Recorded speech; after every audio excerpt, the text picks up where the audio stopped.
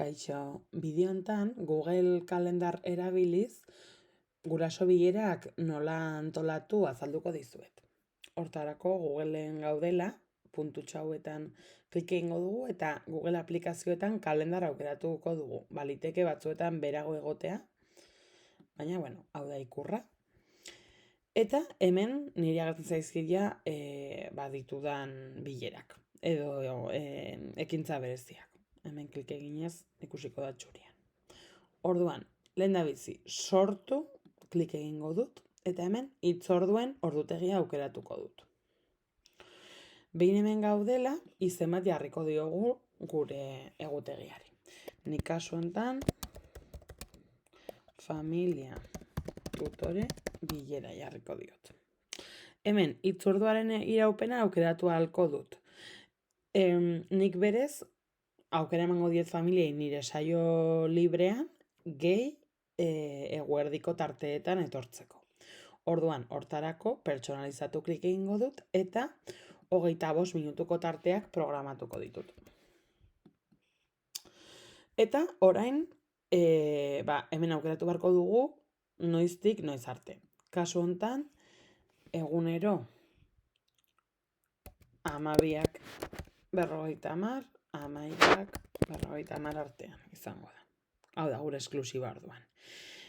Hau guztietan agertzen nahi dudanez, hemen klik egingo dut eta guztietan, asteko egun guztietan agertu da.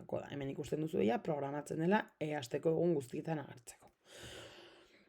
Baina, esate baterako, nik astelehenetan saio bat libre daukat. Orduan, hemen gehitu beste tarte bat emango diot eta orduan agertuko zait tarte honen ondoren izango den beste denbora tartea. Kasu hontan, izango litzateke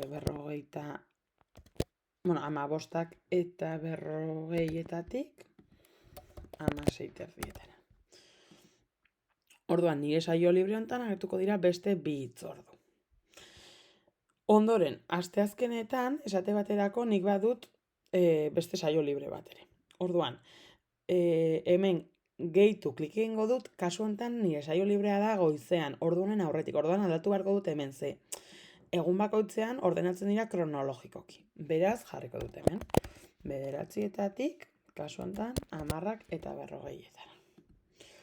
Orduan, hemen agertuko zaizkit, nire 2 saio libre hauetan, programatu ditzakedan orduak.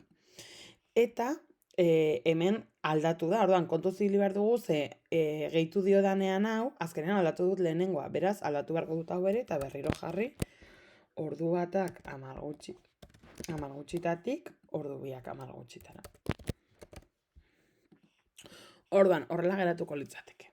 Egunero eguerdian, baina ostiraletan ez dugu esklusibarik. Beraz, ostiraletakoa kenduko dut hemen klik eginez. Egun osoa okupatuta. Hauek izango ziren nire tarte libreak. Errepikatu astero. Hemen klik egingo dut eta pertsonalizatuko dut. Zergatik, ze hau bakarrik izango da aste batzuetan zehar. Hasiera izango da 25ean. Eta hemen amaiera aukeratuko dut noiz izango den, eta hemen otsaila agertzen zait, baina nik abendura arte jarriko dut. Abenduaren 13 arte egin ahalko ditut esklusiba ordu guztietan. Eta maiztasuna, hau esan nahi du, 2 astetik behin da. Aste batean bai, bestean ez. Kasu hontan nik astero agertzea nahiko nuke, beraz, bat idatziko dut, eta eginda sakatu. Beraz, orain ikusten dudan bezala, azaroako, 18tik 24 astean, aurrekoan, ez dago ezer. Azaroako azken astean, eta abenduan ja, hasiko litzateke, eta ikusten duzuen bezala, hemen, agertuko ziren nire tarte libreak. Beraz, hemen familiek ja ordua hartzeko aukera izango lukete. Orain, hemen konfiguratzen alditut beste atal batzuk. Lehendabiziko da, hitzorduak familiek noiz erreserba ditzaketen. Hau da, nik hemen jartzen du gutxienez 4 ordu lehenago, honek zer esan nahi du. Familia batek goizeko 6etan erreserba dezakela eta gero 10etan eduki bilera. Orduan, nik beti gomendatzen du gutxienez egun bateko epea jartzea. 4 ordu lehenago hartu dezakete gehienez. Eta 60 lehenago, ez dira ezta 60 egun falta erreserba egunetarako, orduan, jar dezakezu gehiago, gutxiago zuek nahi duzuena. Bestela kendu eta har dezakete lehenago nahi duten momentuan. Orduan, hau izango zen lehenengo atala. Gero, doitu tarte libreak. Honek zer esan nahi du. Demagun, nik egun batean dudala nire ebaluazio bilera edo nire mailakidearena. Orduan, egun horietan nik ezin dut tarte libre hontan bilerarik egin. Orduan, aldatu data baterako tarte libreak. Demagun, nik 26an dudala nire bilera. Orduan, hemen agertzen zait ze egunetan ez dudan izango naiz eta programazioan agertu. Orduan, kasu honetan, azaroaren 26an eta beste baterako ere, adibidez, demagun 27an.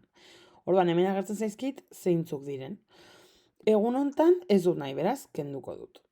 Eta egun honetan ez dut nahi eguerdikoa, baina goizekoa ze esklusiboa bakarrik da eguerdian, beraz, kenduko dut bakarrik bat.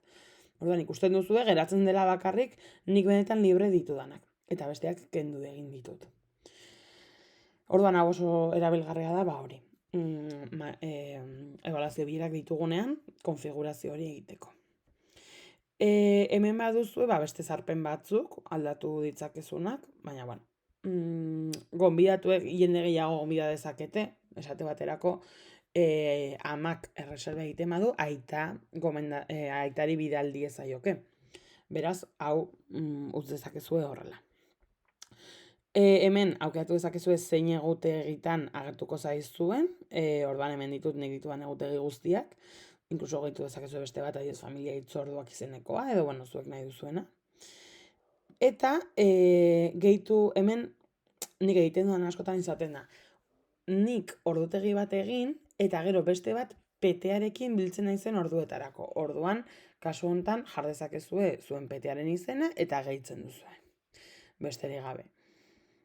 Hurrengoa sakatu, eta orain ja besterik gabe agertuko da ze datu emango dituzuen familiak erreserba egiteko. Orduan, erreserba horrean argazkia eta izena, hau jar dezakezue adibidez ze motatako bilera izango den. Nik beti bilera presentziala jartzen dut. Eta hemen kokapena jartzerakoan jar dezakezue eskolako helbidea adibidez. Batxilerrentzat ikastetxe publikoa. Hau gainera behin eginda ja balio dizue ebaluazio osorako. Ondoren, azalpena jar dezakezue, nahi izatekotan, baina hau ez da behar. Eta erreserba inprimakia hemen jar dezakezue informazio desberdina. Izena, abizena eta helbide elektronikoa, nik normalean emaila familiai bidaltzean jartzen dut. Idatzi zuen seme alaben izena eta abizenak. Eta gero zuen helbide elektronikoa emailak zuei iristeko. Orduan hemen nahi baduzue gehitu dezakezue galdera gehiago, baina ez da behar. Eta hemen klik egiten baduzue bakarrik Googleko email kontu batekin erreserba dezaket. Orduan nik gomendatzen dizuet hemen klik ez egitea, zer bestela familia askok badute Outlook edo Hotmail edo horrelako beste email kontu batzuk ez direnak Googlekoak, eta orduan hoiekin ezin da erreserbatu, beraz hobe da hemen klik ez egitea. Eta hemen, nik hau gomendatzen dut beti, erreserba abisuak jartzea. Posta elektroniko bidez, eta nik beti jartzen dut egun bat lehenago eta 2 ordu lehenago. Pertsonalizatua, ordu, eta hemen jarazakezue 2 ordu lehenago. Orduan, honek esan nahi du, bilera adibidez goizeko 10:00 bada, 8:00 helduko zaiela email bat gogoraraziz bilera dutela. Horrela, badute tartea ahaztuko balitzaie familiei etortzeko. Orduan, hau jarrita, gorde sakatuko dugu, eta geldituko zaigu hemen ja gordeta. Orduan, nik orain hau familia bati bidaltzeko, egin dezaket klik, edozein egunetan, adibidez hemen badugu bat. Orduan, partekatu sakatuko dut, eta hemen agertzen zaila esteka. Orduan, nik esteka hau txas dezaket email batean, errazena izaten da hori email batez bidaltzea, azalduz honen bidez egin behar dutela erreserba, orduan orain ikusiko dugu nola ikusten den familiak. Nik hemen itxasten badut esteka, agertuko zait ja izenburua, zenbat irauten duen hitzorduak, non den, eta noiz hart dezakedan. Orduan, nik esate baterako hemen klik egiten dut, eta bale, aste hontako hitzordu guztiak agertzen zaizkit. Aste hontakoak, abendukoak, orduan, familia bakoitzak erabakitzen du noiz hartu. Hemen esan dizudan bezala, kendu ditut tarte batzuk adibidez, aste artekoak, bilera bat izango nuela suposatuz, eta bueno, horrela geratuko litzateke. Orduan, hori, hemen duzue, eta karo, jai egunak direnak, zuzenean desagertzen dira. Beraz, nahiko ongi dago. Orduan, hau izango litzateke funtzionamendua, zalantzarik baduzue, bidali dazue email bat. Gero arte...